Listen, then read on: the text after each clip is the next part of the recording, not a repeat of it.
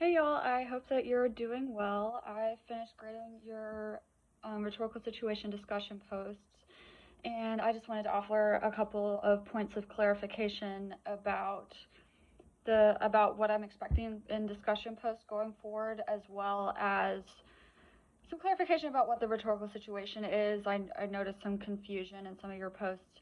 Um, that being said, for this discussion post, I was pretty easy on grading. I gave everyone full credit as long as they met the word count and they did the peer responses. Going forward, I'm going to be grading more rigidly for content. What I consistently noticed in your discussion posts is that many of you focused too much on summarizing the content of the article rather than offering analysis of the article.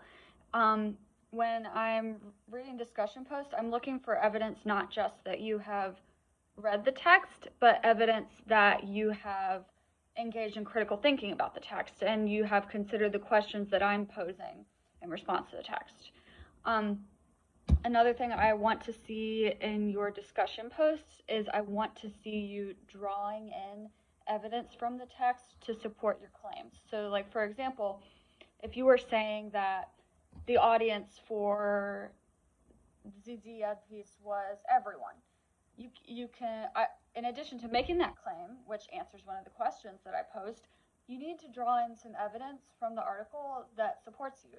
You could say, for example, Ziad uses everyday language here and makes the article accessible to everyone by by having it published on BuzzFeed, a site which most people have access to and which many people encounter via social media. So I'm not just looking for you to make claims, but I'm looking for you to back those claims up with evidence from the reading that you've done. So let's talk a little bit about the rhetorical situation. So rhetoric is the framework in which we are going to discuss pieces of writing over the course of this whole semester. So it's really important that we all have a common understanding of what rhetoric is and the key terms that fall under rhetoric. You can always revisit the key terms that are listed on your syllabus, like the rhetorical situation, genre, stance, audience, etc. What I want to get across primarily in discussing rhetoric is that a piece of rhetoric is pragmatic. What I mean when I say that is that a piece of persuasive writing, speaking, persuasive art is intended to enact real world change, be it get the audience to donate money, get the audience to vote in a certain way, get the audience to shift their perspective, get the audience to shift the perspective of others. A piece of argument doesn't just exist to exist, but it exists to bring about change. And let's talk about, many of you have covered in high school the rhetorical appeals, ethos, pathos, logos, and sometimes that might be appropriate to discuss in this class, but we're going to be mostly focused on the rhetorical situation, which is the context in which a piece of rhetoric exists. So a rhetorical situation comprises three components. You have the audience, the rhetor or the speaker, or in most cases for our purposes, the writer, and the purpose. So the rhetor is the one who is delivering the message, the audience is the one who's receiving the message, and the purpose is the intended action that the message wants to happen.